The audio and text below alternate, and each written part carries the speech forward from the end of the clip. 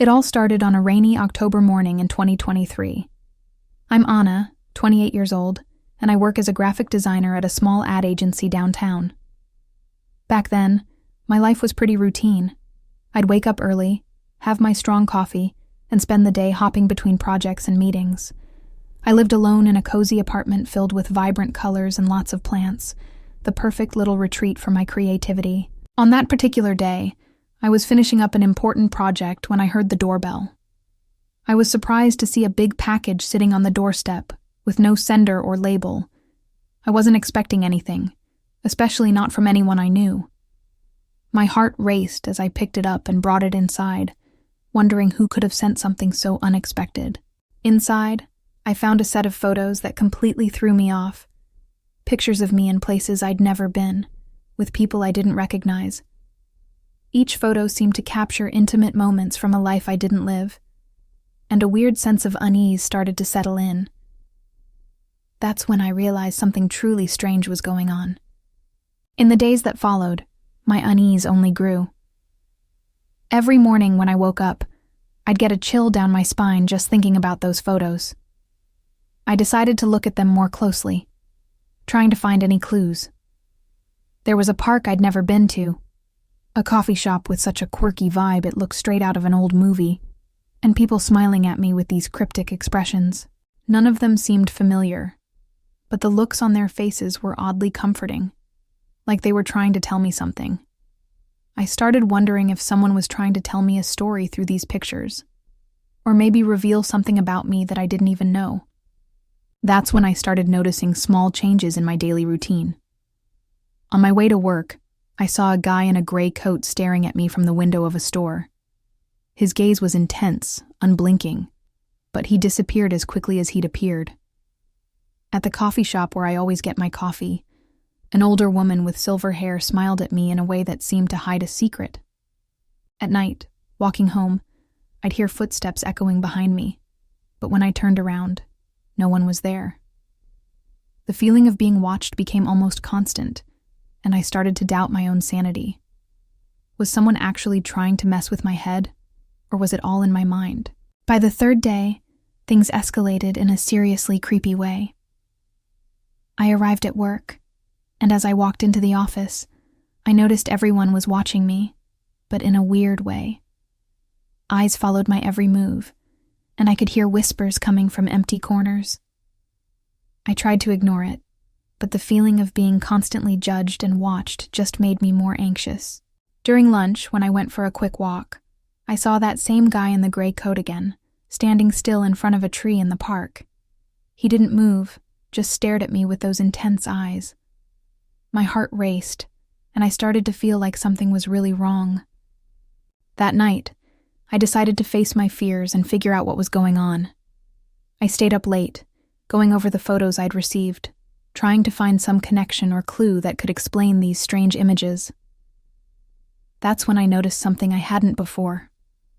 In every photo, there was a small recurring detail, a nearly imperceptible symbol somewhere in the background. I looked up the symbol and found out it was tied to a secret society known for manipulating memories and identities. The revelation paralyzed me with fear. Was this society trying to rewrite my story, controlling my perception of reality? I decided I had to find out the truth, no matter how terrifying it might be. I decided that the only way to face this mystery was to dig deeper. I started tracking the locations shown in the photos, trying to figure out if there was any pattern or meaning behind them. I visited the park and the coffee shop mentioned, but nothing seemed out of the ordinary at first glance. However, each time I went, I felt that same unsettling presence, like I was being watched by some invisible force. One afternoon, while exploring an old bookstore near the park, I found a book about secret societies and manipulated memories. The pages were marked with the same symbol that appeared in the photos. My heart raced. Could this be the key to understanding what was happening to me? With the book in hand, I started to decipher the information it contained. I learned that the society mentioned, called the Order of the Reflection, supposedly had the ability to alter memories and create alternate realities for its members. It sounded like something out of a sci-fi movie, But the presence of the symbol in my photos and the constant feeling of being watched made it all feel way too real. I decided I had to confront someone from the order to get answers. I did some research on forums and online groups, finally finding an old address that was supposedly one of the society's former hideouts. The next day, a mix of fear and determination, I made my way to the place, unsure of what to expect or whether I would find anything beyond my own fear. I arrived at the address in the late afternoon, just as the sun was starting to set and the shadows stretched across the quiet streets. The building was an old, abandoned factory, with broken windows and faded graffiti covering the walls. A chill ran down my spine as I approached the main entrance, which was partly hidden by thick, dark vines. The atmosphere was heavy, almost suffocating, and the silence was only broken by the distant sound of dogs barking and the rustling of leaves in the wind. I took a deep breath, trying to calm my nerves, and pushed open the heavy metal door, which creaked eerily as it swung open, revealing a dark, empty interior. Inside, the darkness seemed to swallow everything around me, but I could make out some faint shapes in the distance. I decided to turn on the flashlight on my phone, directing the beam of light ahead. The walls inside were covered in symbols similar to the ones I had seen in the photos, painted with a kind of paint that seemed to have withstood the test of time. As I moved down the narrow corridor, I heard a soft sound, almost imperceptible, like whispers coming from the depths of the building. My heart pounded in my chest, and every step seemed to echo endlessly. Suddenly, a figure appeared in front of me, a woman with short black hair and piercing eyes, wearing a dark cloak with the same symbol printed on the chest. She stared at me in silence for a few moments, before speaking in a calm, cryptic voice. "You finally arrived, Anna." The woman's voice sounded like a distant echo, yet at the same time, it was clear and present in the heavy air of the factory. I froze for a moment, trying to process what I had just heard. She seemed to know exactly who I was, even though we'd never met before. My heart still racing, I took a hesitant step forward, trying to stay calm. "Who are you? What's happening to me?" I asked, my voice trembling slightly. The woman smiled enigmatically before responding. "My name is Helen, and you're here because your reality is being distorted by the order of the reflection." She raised her hand, revealing a small, glowing device strapped to her wrist. "They have the power to alter memories and manipulate lives, but we're here to help you recover your true identity." I felt a mix of relief and skepticism, but the sincerity in her eyes made me believe there was some truth to her words. "How can you help me?" I asked, eager for answers. I took a deep breath, trying to summon the courage to speak. "How can you prove this is real? How do I know it's not just another manipulation by the order?" My mind was a whirlwind of doubts and fear, but Helen's sincere gaze made me hesitate before I spoke. She seemed genuinely concerned, unlike anyone I'd encountered in the past few days of nightmares. "We have proof," she said calmly, pulling a small device from the pocket of her cloak. "This is a memory recorder. It captures and stores fragments of your true memories, which have been altered by the order. We want to help you recover what's yours." Helen handed me the device, and I felt my hands shake as I took it. At first, I didn't know what to do, but the need to uncover the truth was stronger than the fear consuming me. "How does it work?" I asked, my voice still trembling. She explained that I would need to use the recorder in specific places where my memories had been manipulated, allowing the device to capture the true recollections and restore them. It will be a delicate process, and it could be dangerous because the order won't want you to find out the truth. But we're here to protect you and guide you through this. I felt a mix of hope and apprehension, knowing I was about to embark on a journey that could change my life forever. I decided it was time to take the first step on this uncertain journey. With the memory recorder in hand, Helen explained that I should visit the park from one of the photos, especially near the large oak tree where, according to her, my memories were the most distorted. The following afternoon, I mentally prepared myself and left home with the device tucked safely in my bag. The park, which had once seemed like an ordinary place, now held an air of mystery. The fallen leaves crackled beneath my feet, and the wind whispered through the branches as if trying to warn me to. I reached the large oak tree, its thick, twisted trunk seeming to hold ancient secrets. Sitting at the base of the tree, I took a deep breath and switched on the recorder, following Helen's instructions. As the device began to work, a strange sensation washed over me. Immediately, fragmented memories started to emerge. Images of encounters with unknown people, conversations in places I had never visited, and feelings of belonging to something much bigger. Each memory seemed to clash with my current perception, creating a mental chaos that left me disoriented. Suddenly, I heard footsteps approaching and turned quickly, but there was no one there, only the dancing shadows of the trees. My heart raced as I tried to process what was happening. That's when I realized I wasn't alone. A hooded figure was watching me from a distance, its eyes glowing in the dim light. The feeling of being watched returned with full force, and I realized that my search for the truth was just beginning, facing dangers I could hardly imagine. As I tried to balance the emerging memories with the reality around me, I felt the presence coming closer again. The hooded figure advanced slowly, each step echoing like a threatening sound in the silence of the park. My heart nearly leapt out of my chest when I realized that the device wasn't just capturing my memories, but also the intense emotions that came with them. The confusing images and conflicting sensations left me vulnerable, and the figure seemed to take advantage of that, observing my every move with unsettling curiosity. I tried to focus on the true memories, hoping to find clarity amidst the mental chaos the Order had created. Suddenly, a bright light emanated from the recorder, temporarily blinding me. When clarity returned, the figure had vanished, leaving only the feeling that something important had just occurred. The device stopped working, and a heavy silence fell over the park. I felt exhausted, both physically and emotionally, but I knew I couldn't give up.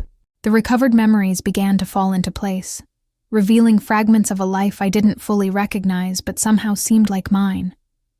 Determined to uncover the whole truth, I decided to follow the clues the memories were giving me, even if it meant diving deeper into the unknown and facing the dark mysteries of the Order of the Reflection.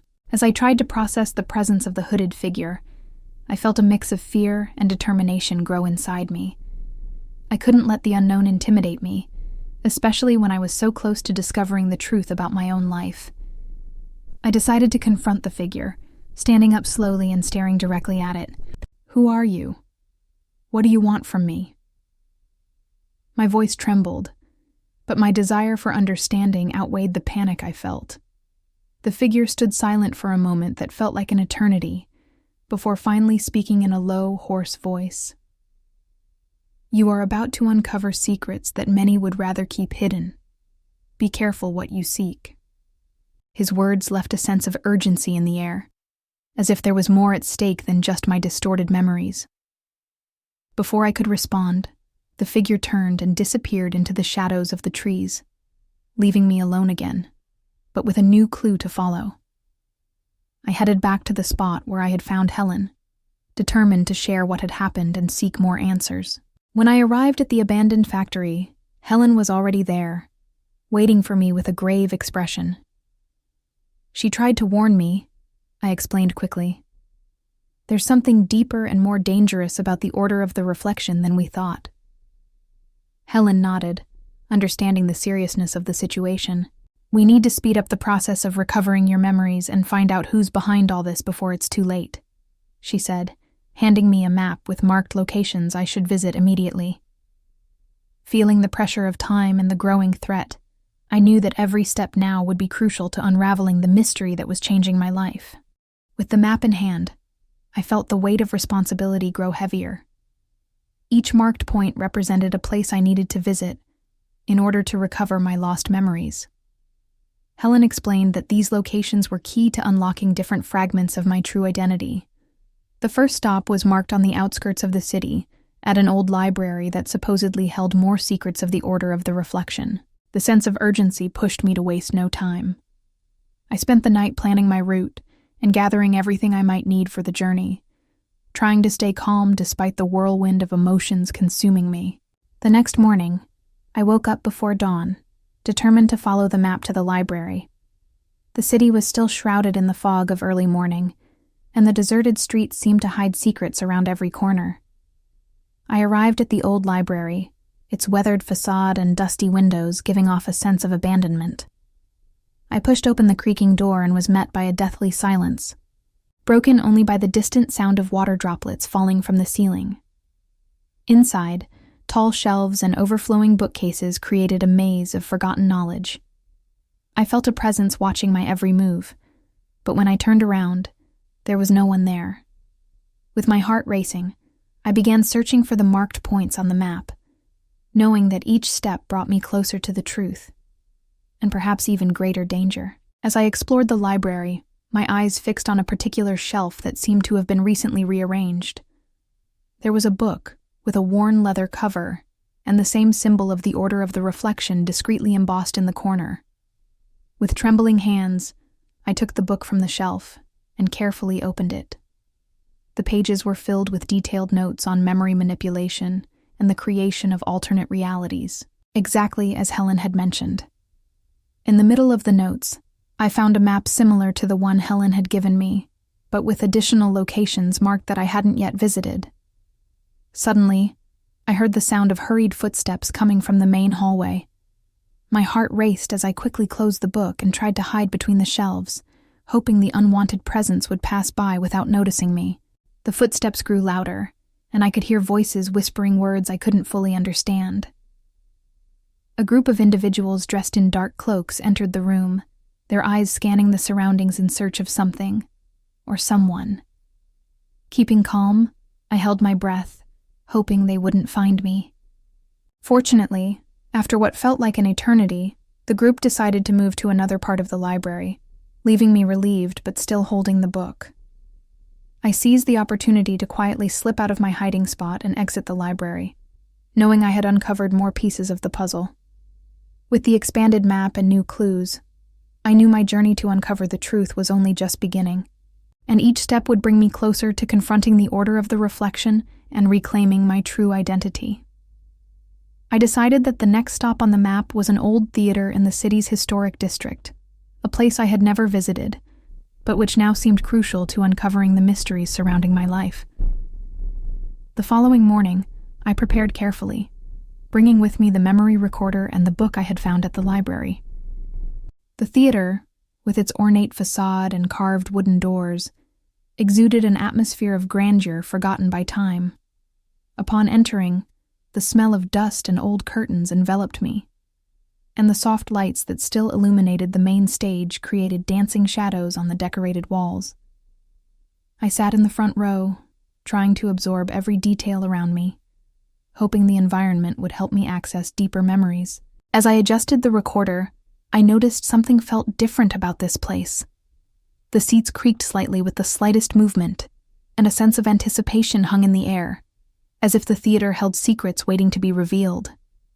I turned on the device and began to focus on the memories that might be hidden there. Immediately, visions started to form before my eyes. Theatrical performances full of emotion, familiar faces I didn't recognize, and fragmented dialogues that seemed to echo from another life.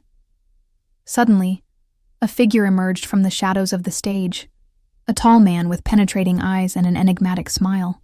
He approached me, his words resonating clearly in my mind. Each memory you recover brings you closer to the truth, but it also puts you in greater danger. Be ready to face whatever comes next.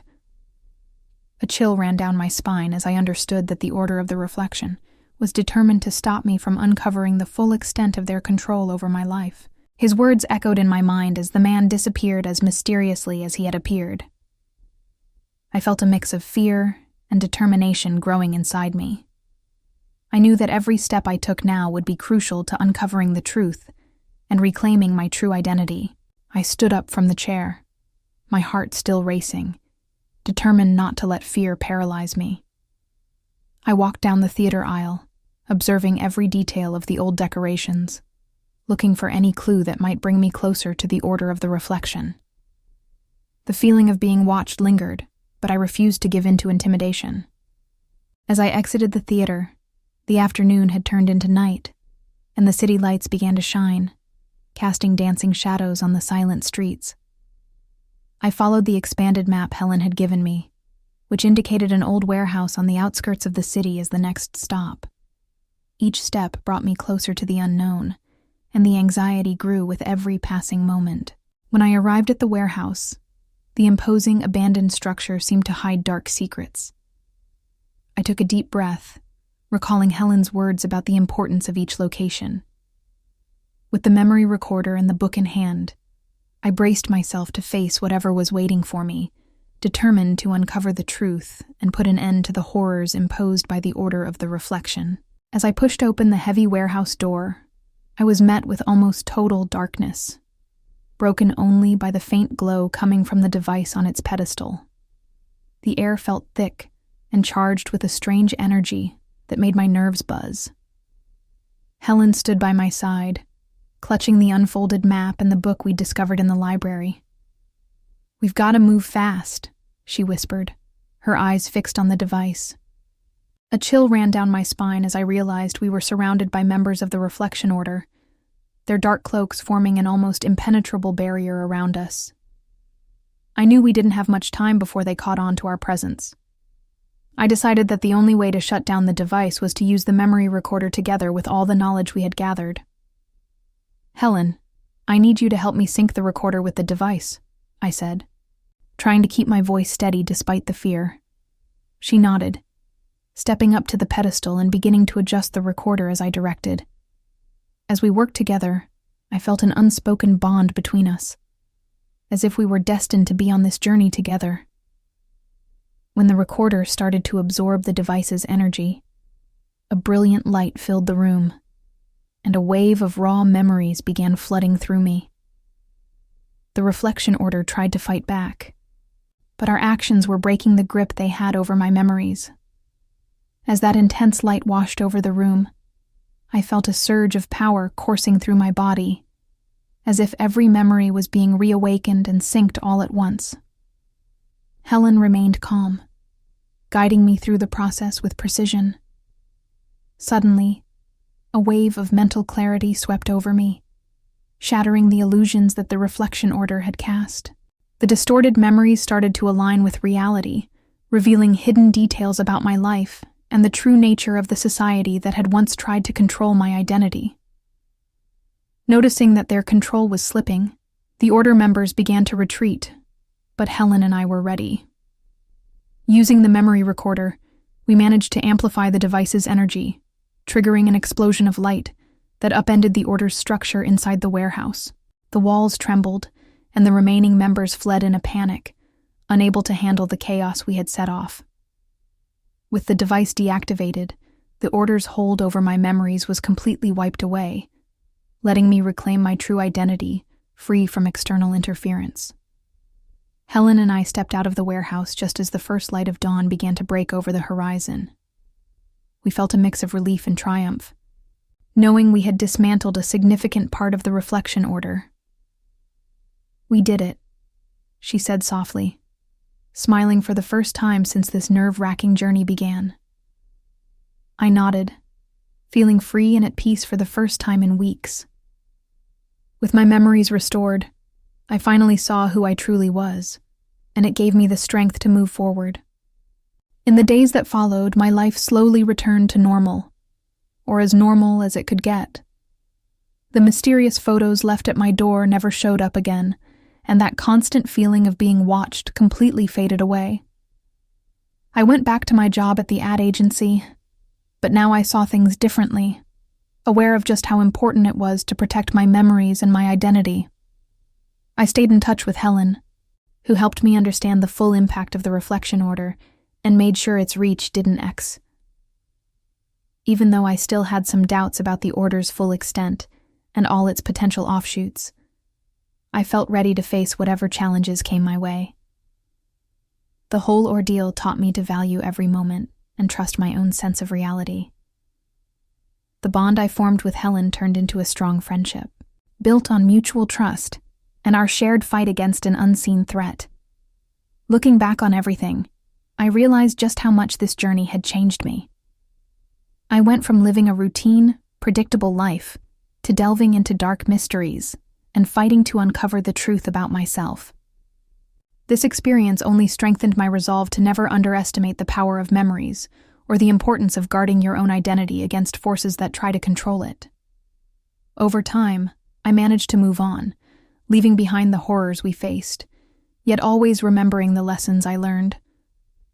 The reflection order was weakened, but I knew that staying vigilant was key to making sure something like this never happened again.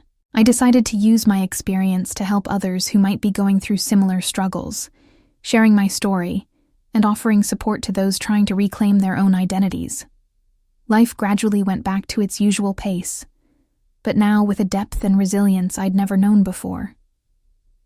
Each day became a chance to start over, free from the order's manipulation and empowered by the true memories I now held. I felt more connected to myself and to the people around me, cherishing every relationship and moment with a renewed intensity. Finally, I learned that true strength comes from within. No matter how much external forces try to control us, our essence and our memories are what define who we are. Unraveling the truth about my life not only freed me from the reflection order, it also helped me discover an inner strength I never knew I had. Please subscribe our YouTube channel. I never thought a simple camping trip would end up like this. My friends and I always head out to remote spots far from civilization to take a break from the usual routine, but this time was different. It was at a national park in Northern California, a peaceful place surrounded by trees with no cell service.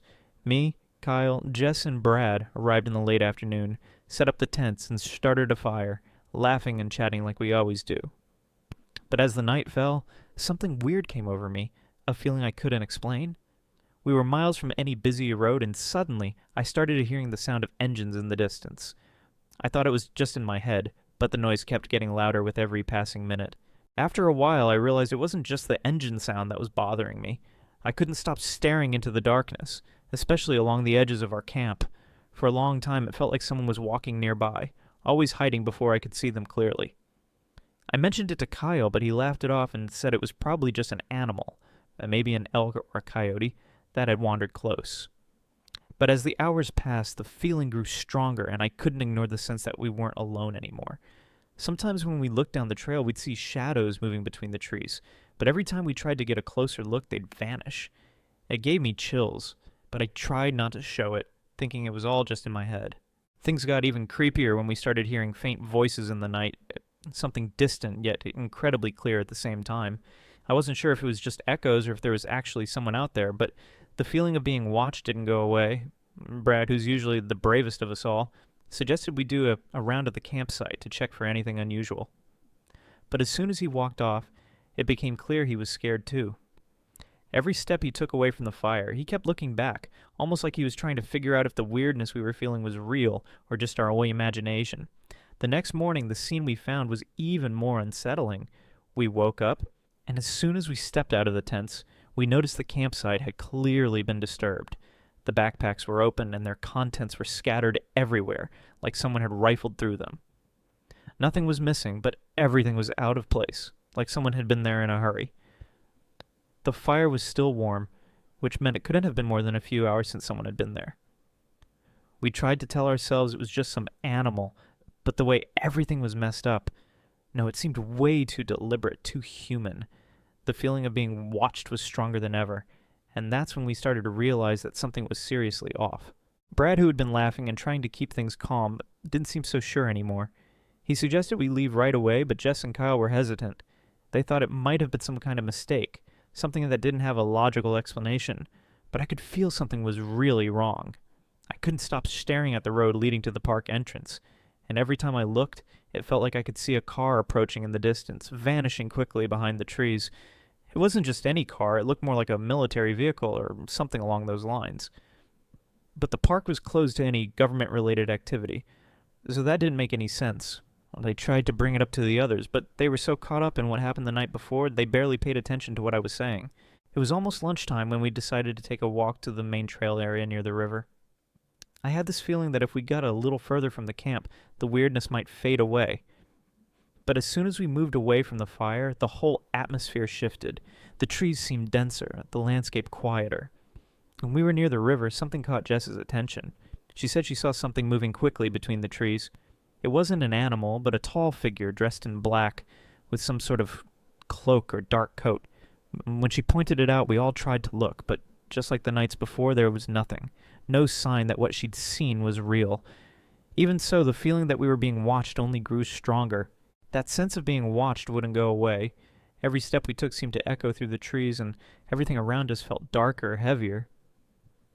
When we got back to camp, we noticed something even more unsettling. Our campfire was out, and what looked like a circle of marks on the ground around it wasn't natural. They looked like footprints, but they were too deep to be from animals, almost like someone had been pacing around in circles watching our tent. Kyle started getting more annoyed, trying to rationalize everything, saying it was probably just someone messing with us. But Brad and I couldn't deny the obvious anymore. There was something there. Someone was watching us. And for some reason, they were making us feel scared. When we finally decided to start packing up to leave, what we found completely froze me. That vehicle, the one I had seen near the park entrance, was parked at a distance right on the edge of the park. It wasn't a normal car. It was one of those large, dark vehicles with tinted windows and no visible license plates. The scariest part, though, was that it was just sitting there watching us, exactly like we'd felt all night. The vehicle wasn't moving, and it didn't look like anyone was inside. I froze, unsure of what to do.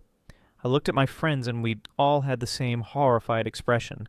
There was no denying it. That wasn't normal. Something was terribly wrong. The silence that took over the camp was deafening. I didn't know what to do. And the vehicle was still there, like it was waiting for us, but no one was moving. No one was saying anything. Kyle suggested we do one last sweep around the camp before we left, just to make sure there wasn't anything else strange going on. When he and Brad went to the back of the tents, I stayed quiet, staring at the car from a distance. That's when I saw something that completely froze me. A figure, hooded, appeared near the car and seemed to be looking at our camp. It didn't move a muscle, but its eyes were fixed on me. I couldn't make out details clearly, but it was clear. It was watching me, like it was waiting for a signal to act. My breath got heavier, and when I managed to look again, the figure had vanished, like it melted into the darkness. What happened next was even more terrifying. Brad and Kyle came running back, pale, saying the camp had been even more disturbed. Everything was out of place, but now there was something I couldn't ignore. The personal items were untouched, but on top of each one was a mark. It looked like something had been drawn with chalk or charcoal. We couldn't make sense of it, but it looked like some sort of symbol. A strange mark that gave me a feeling of malice, like it was something ritualistic. We stood there, frozen, not knowing what to do. It felt like the environment around us was closing in, forcing us to face a reality we couldn't understand. That's when we decided we had to leave. The fear was unbearable, and no matter how much we tried to convince ourselves that it was all just a coincidence, that maybe someone was just messing with us. The marks on our things, the car with this mysterious figure, and the constant feeling of being watched told us otherwise. We started tearing down the tents frantically, not looking back, trying to forget everything we'd seen. The adrenaline was pumping, and the only thing we could think about was getting out of there as quickly as possible. The vehicle was still there, but now it seemed like there were more of them, more cars, more shadows in the distance, all around us. I couldn't make sense of what was happening, but my instinct was telling me to run. When we finally finished packing everything up, we started walking toward the park parking lot, which was about a 10-minute walk away. The sense of relief was almost tangible. But as we neared the exit, we heard the sound of engines approaching quickly. I turned around and saw the cars all starting to surround us. My heart raced, and that's when the fear became real. We were no longer in control of the situation. The cars stopped, but no one got out. We just stood there frozen as the sound of engines suddenly stopped. It only lasted a few seconds, but it was enough to make it clear that something was seriously wrong with that place. At that moment, everything went still. The cars stayed still, unmoving, and the figures inside didn't make a sound. I stood there looking at my friends, and no one had the courage to speak. The fear was palpable, and no one dared to take the first step. Then, without warning, the cars started moving slowly backward, disappearing into the morning mist. I didn't understand what was happening, but all of a sudden, everything was quiet again, as if nothing had happened. There was no chase, no shouting, just the feeling of an abrupt ending, like all the terror we had experienced vanished the moment we decided to leave. When we finally reached the car, it seemed like things had returned to normal, but a strange feeling remained. To this day, we can't explain what happened that night. There were no reports of disappearances or anything out of the ordinary at the park, but the feeling of being watched, like something was following us, never left. I don't know what we saw or what happened, but when I look back, I know we weren't alone in that camp. Sometimes when I close my eyes, I still feel that gaze on me, waiting for me to return. And the scariest part is that even after all this time, we've never been able to understand what or who was behind it all. To this day, that strange and sudden ending has never been explained. Please subscribe our YouTube channel. I noticed something strange that night. I was home alone, just an ordinary evening, sitting on the couch watching something on TV with no expectation that anything unusual would happen. The house was quiet, except for the usual creaks and groans that come with an old place cracking here and there. But around 2 a.m., I started hearing a noise coming from the attic. At first, I thought it was something simple, like the wind, or maybe an animal, but the sound kept going. It was a creak, followed by something that sounded like light footsteps. I froze for a second. My heart started racing. After all, I was alone in the house. I carefully got up, trying not to make any noise, and went to the stairs that led to the attic. The sound was still there. I started to wonder if it was just my imagination, but something told me that something was off. I went to the kitchen, grabbed a knife, not because I really thought I'd need it, but more for a sense of security. I climbed up to the attic, and when I opened the door, I found the space empty just like it always had been. There was no one there, no sign of an intruder, not even a piece of furniture out of place. I let out a sigh of relief, trying to ignore the lump in my throat. Maybe it was just the house making noises. It happens, but as I started to go back down the stairs, still holding the knife, something made me stop. I had closed the attic door before going up, but now it was slightly open, just a crack like someone had carefully pushed it. My stomach flipped. I hadn't left the door like that. It wasn't me. I went back to the top of the stairs, peeked inside the attic again, but there was nothing visible, just the sound of my own heartbeat pounding in my ears. I shut the door again, more frustrated with myself for getting paranoid than anything else. But as I did, I noticed something I hadn't seen before. The wooden ladder that usually leaned against the wall in the corner of the attic was now fully set up, leaning right at the edge of the attic entrance as if it had been placed there recently. Seeing that ladder like that sent a chill down my spine. What unsettled me even more was that I was sure it hadn't been there when I first went up. I had checked, I had noticed there had been no ladder, but now it was there, like someone had climbed up and, upon realizing I was home, had hidden there, waiting. The thought that someone might have been in the attic this whole time, watching me, left me frozen. My brain tried to process the possibility that someone had been in the house with me all along, but I couldn't understand how I hadn't noticed before. I'd lived there for years, and I'd never noticed anything out of place, let alone something so subtle. My blood ran cold.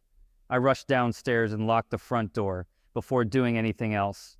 I grabbed my phone to call the police, but halfway there, I stopped. I didn't have any proof. There were no signs of a break-in, nothing that could really confirm what I was imagining. Maybe I was just getting too paranoid. The sound could have been something completely innocent, the wind, maybe even a window banging shut, like my brain was trying to convince me. But at the same time, the ladder up there, that didn't make sense. I couldn't stop thinking about what might have happened. I decided to take one last look around the house. The feeling of being watched persisted, and the atmosphere felt heavier, like something was out of place. I walked through the rooms, checked everything. No sign that anyone had been through anything. Even so, the sense of dread didn't go away. When I got back to the hallway, I noticed something odd, a faint dust imprint on the floor near the attic stairs. It wasn't much, but it was enough to make me nervous. What was even more unsettling was that it looked recent, as if the ladder had been moved up and then left there, with fresh marks from being used. Whatever had happened, something was wrong, and I knew I wasn't alone. I stood there, staring at the floor, feeling the weight of every second. My mind was racing, trying to come up with a rational explanation, but nothing made sense. No matter how hard I tried to calm myself, the fear only grew. I decided I needed to check the attic again, but this time I wouldn't go alone. I couldn't. I grabbed my phone again, but before I could dial the police, an idea crossed my mind.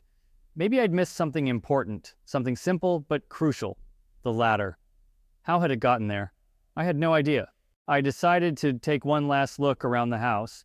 The feeling of being watched persisted, and the atmosphere felt heavier, like something was out of place. I walked through the rooms, checked everything. No sign that anyone had been through anything. Even so, the sense of dread didn't go away. When I got back to the hallway, I noticed something odd, a faint dust imprint on the floor near the attic stairs. It wasn't much, but it was enough to make me nervous. What was even more unsettling was that it looked recent, as if the ladder had been moved up and then left there, with fresh marks from being used. Whatever had happened, something was wrong, and I knew I wasn't alone. I stood there, staring at the floor, feeling the weight of every second. My mind was racing, trying to come up with a rational explanation, but nothing made sense. No matter how hard I tried to calm myself, the fear only grew. I decided I needed to check the attic again, but this time I wouldn't go alone. I couldn't. I grabbed my phone again, but before I could dial the police, an idea crossed my mind. Maybe I'd missed something important, something simple but crucial. The ladder. How had it gotten there? I had no idea. I took a step back, unable to tear my eyes off the attic door. My breath was heavy, my muscles tense, like at any moment something could happen. I wanted to scream, but I couldn't. The feeling of being watched was unbearable, and that sound was coming back, like something or someone was moving softly inside. I tried to rationalize it. Maybe it was the wind, or maybe the attic had some structural issues, but none of that made sense. The ladder, the marks on the floor, the noise coming from inside. It was all happening in a way I couldn't explain. I took a deep breath and gathered my courage. I had to know what was going on. I went up to the door, and with a trembling hand, I started to push it slowly. The sound stopped the moment the door creaked open. The attic was empty. There was nothing there, no person, no intruder. The silence was almost deafening. I scanned every corner, checking once more, but there was nothing except stacked boxes and what seemed like the same old attic I'd seen before. I felt a sense of relief, but at the same time, the fear still lingered, that feeling that something was wrong. I didn't know if I was hallucinating or if there had really been something there. As I was about to leave, I took one last look at the ladder, and that's when I realized it was more toward the center of the attic than against the wall. I had no idea how it had been moved, but it was clear now that it had been shifted to make room for someone. Something had been hiding there, and I didn't want to know what. I slammed the door shut, hurried downstairs, and for the first time that night, I went straight to the front door and locked it. I didn't look back. I knew whatever it was. It wasn't there anymore, but the feeling that something had happened, something I would never understand, left me with an anxiety I still can't explain. What still scares me to this day is that I never heard or saw anything again after that night. The attic stayed the same, silent, and I started avoiding looking at that space whenever I passed by. The strangest thing is that despite everything that happened, no one was ever able to give me a convincing explanation for the sounds or the way the ladder had behaved. No one entered the house. There were no break-ins, no traces of anything or anyone being there. But the feeling that someone had been there, sneaking through the shadows, never left me. I still wonder what happened. How could someone have gotten in without me knowing? How was the ladder moved to the center of the attic without me noticing? Why did the noises keep happening even though I found nothing? Even now, whenever I pass by the attic or hear any strange sound, a part of me still freezes, reminding me of that night when I truly felt like I wasn't alone anymore. To this day, I don't know what happened, but something was there, something or someone, and I've never been able to look at that house the same way again. Please subscribe our YouTube channel. Since I moved back in with my parents after finishing college, everything felt normal. There wasn't much new going on, but things started to change after a few weeks. Our neighborhood is quiet, with not many people out and about at night, which always gave me a sense of security. But I started noticing something strange. Every night, whether I was in the living room or my bedroom, I felt like someone was watching me. I'd look out the windows, but never saw anything unusual, yet the feeling stayed. It was like someone was keeping an eye on me, waiting for me to let my guard down. I tried to ignore it, but the unease kept growing. One Wednesday night, after a long day of working remotely, the feeling of being watched grew stronger. I was in my room, scrolling through my phone, when I heard a noise coming from the backyard. It wasn't the usual sound of an animal, but something more deliberate, like light, yet firm footsteps. The first thing I thought was that it might be a neighbor or someone trying to sneak around the house. I decided to check out the window, but saw nothing. However, the feeling of being watched didn't go away. I was about to sit back down when I heard the noise again, this time closer.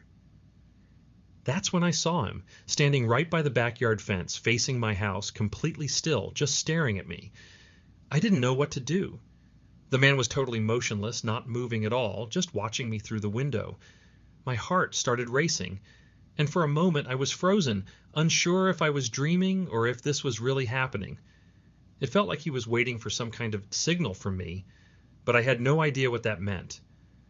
I pulled away from the window and ran to the phone, overwhelmed with fear that made my hands shake. I called the police, quickly explaining what I had seen. They told me to stay inside and not to approach the window. I wasn't sure what else could happen, but I knew it wasn't normal for a neighbor to act like that. While I waited for the police, I kept trying to figure out what was going on. The man wasn't moving, wasn't showing any signs of bad intentions, but his presence there in the dark with that intense stare was terrifying. For a few minutes, all I could do was stand there, watching the fence, hoping he would just disappear. But he didn't.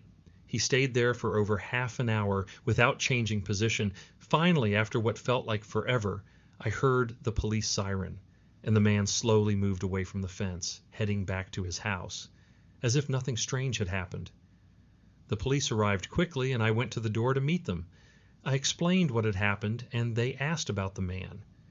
When I mentioned he lived next door, one of the officers gave me a strange look, like he already knew something.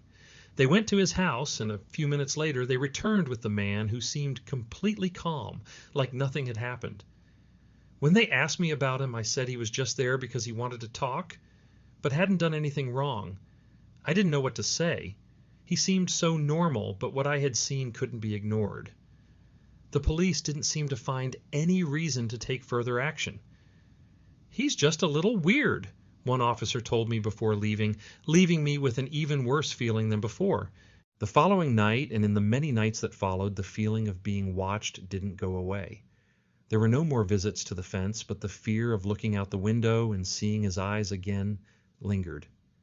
I tried to rationalize it, telling myself it was just paranoia, that he hadn't done anything wrong.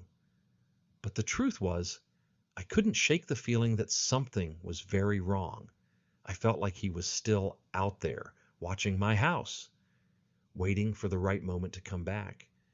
Even without any more sightings, my mind couldn't let go of that image, and every night I'd look out the window hoping not to see him again. Days passed, and although the man hadn't physically shown up again, the fear remained.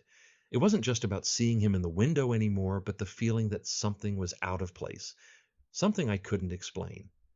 I started getting more paranoid. I locked the doors more often, kept the curtains drawn during the day, and kept checking the street, as if I was waiting for him to appear. Every strange noise in the yard made me jump, and every shadow at night seemed to take on a more threatening shape. My mind was consumed by fear, but I tried to convince myself that he wouldn't come back. Deep down, though, I knew my life had changed somehow, even if the appearance of the neighbor seemed simple, almost trivial. Then, one particularly quiet night, something happened that I will never forget. I was just about to fall asleep when I heard the sound coming from my backyard again. It was soft but unmistakable, like light, almost imperceptible footsteps. My body froze. I looked at the clock. It was 2 a.m. No way! I got out of bed and went to the window, hoping it was just my mind playing tricks on me. But no, there he was again, standing near the fence, staring directly at my window as if he knew exactly where I was. The worst part was he wasn't as still as he was last time. Now he was smiling, not a friendly smile, but one that made me feel like he knew something I didn't. I couldn't control the panic anymore.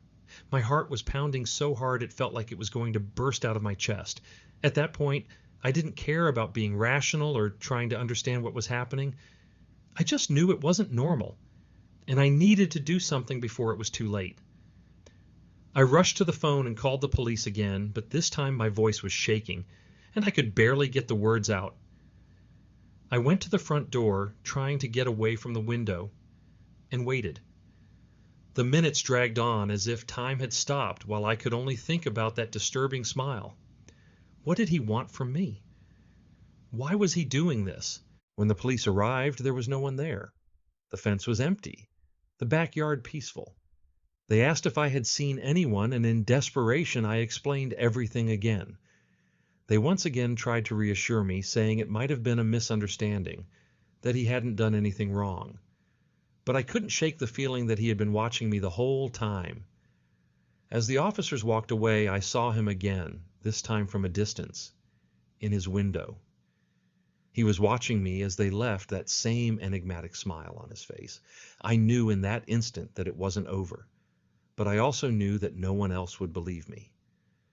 After that day, I never looked at the house next door the same way.